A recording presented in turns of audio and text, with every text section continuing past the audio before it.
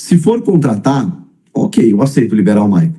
Agora, se não for, cara, e se não conseguir contratar alguém melhor, eu não vejo problema em continuar com ele. E tem o Bidon ainda, eu tô esquecendo do Bidon, que estava suspenso hoje, e que o Bidon foi muito bem no jogo contra o Furacão. Os três ali estão jogando muito bem, né? O Maicon, todos ali, né? O Maicon, o Rian, o Bidon, o Ranieri, o André hoje. Tem o Bahia também, verdade, bem lembrado. E muita gente ainda está na dúvida, se o Mateuzinho fez o gol ou não. Foi gol do Mateuzinho, gente. Foi gol do Mateuzinho. Por mais que daqui a pouco deem o gol para o André Ramalho na súmula, essa súmula vai ser alterada, porque o gol foi do Mateuzinho. O Jacaré da base também, é isso aí. E aí a gente pode ampliar, né? Tem mais, né? Tem o Gui Amorim, dos que estão sendo relacionados, né? Renan Souza, já falei que foi do Mateuzinho. Tem o Martínez também, que machucou de novo, né? Já tinha machucado a mão, agora machucou. Acho que ele teve um trauma no joelho, se eu não me engano, na data FIFA aí. Enfim, tem o Felipe Longo no gol. Eu achei que o Bidon foi bem contra o Furacão, cara. Eu achei que o Bidon foi bem. O Bidon e o Maicon. O pessoal discordou aí, mas eu achei que foi bem. Bom, vamos lá, gente, porque assim, mais importante do que a vitória, claro que a vitória era importante por uma série de questões, né? O Corinthians estava tendo uma dificuldade no Campeonato Brasileiro, está super bem na Copa do Brasil, semifinalista, indiscutível. Vai esperar a data lá, dia 10 de dezembro. Então, assim, tem muito tempo para o Corinthians se voltar para o Campeonato Brasileiro. Tem compromissos aí de alguns clubes com Sul-Americana, Libertadores. O Corinthians está só na Copa do Brasil. Então ele se volta para o Brasileiro. O próximo jogo é final de semana contra o Sport fora, domingo, 5h30 da tarde. 5h30 da tarde, mesmo horário do Grenal. Vocês querem me matar, né? O mesmo horário do Grenal, domingo, 5h30 da tarde, Corinthians e Sport. O Sport, que ainda é o lanterninha, ainda vai jogar nesse domingo, né? Então o Sport ainda pode pontuar, mas não deixa a lanterna, né? O Sport pega o Bragantino fora de casa. Mas, cara, o Corinthians foi para a primeira página da tabela. Abriu 7 pontos da zona do rebaixamento. E vamos ver quanto tá do G6. Tá 6 pontos do G6. Cara, uma possibilidade. É uma possibilidade. É muito cedo ainda porque esse campeonato é muito maluco, cara. Então você precisa manter uma regularidade. Mas eu acho que o campeonato do Corinthians vai aos poucos se modificando. Tá? Vai aos poucos se modificando. A gente falava em manter, de repente, beliscar uma Sul-Americana. É um time que é o campeão paulista, o atual campeão paulista, então ele já tem vaga na Copa do Brasil do ano que vem, coisa que não tinha nesse mesmo período no ano passado, porque o Corinthians havia sido eliminado na primeira fase do Paulista, vocês vão lembrar, estava fora da Copa do Brasil. O Corinthians estava fora, a única chance era chegar na Libertadores e o time estava na zona do rebaixamento, então a possibilidade era remotíssima, e aí veio aquela avalanche de 9 vitórias seguidas. E aí, mais do que chegar na pré-Libertadores, o Corinthians garantiu vaga na Copa do Brasil. E hoje está na semifinal da competição.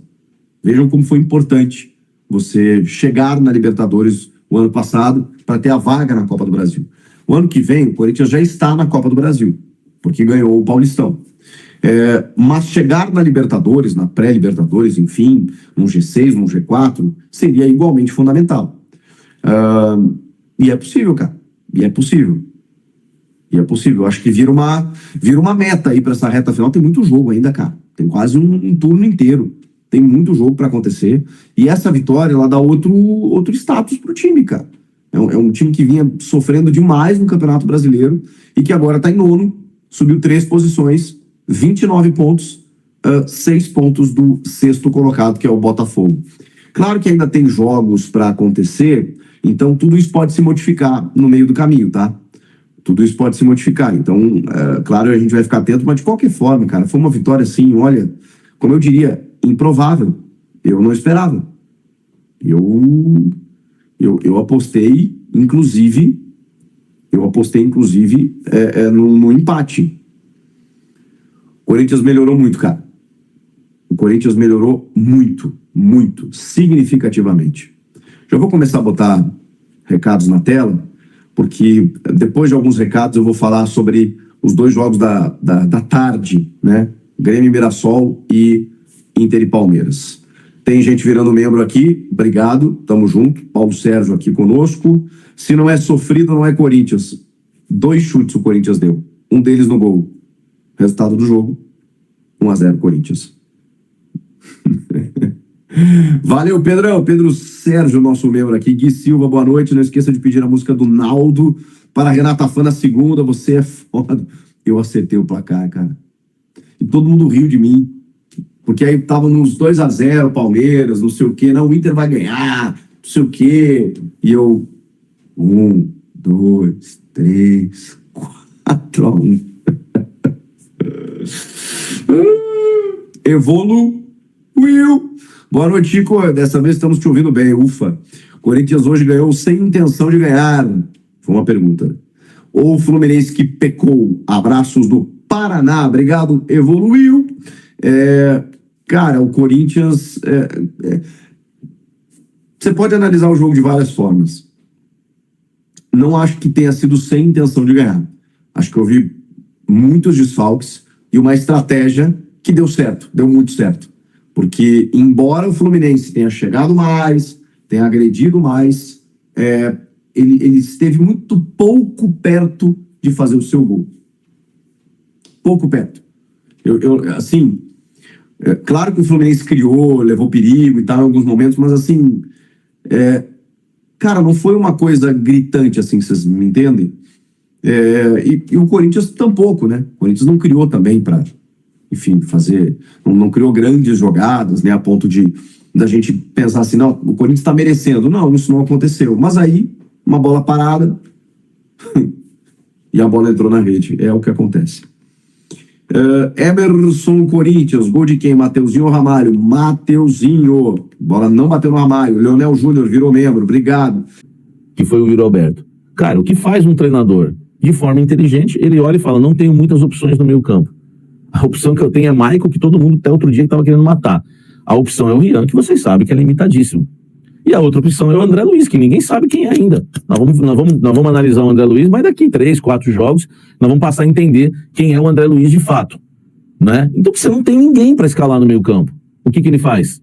Ele passa a jogar com 3 zagueiros por falta de opções no meio campo. E o melhor, hein, velho? E o melhor.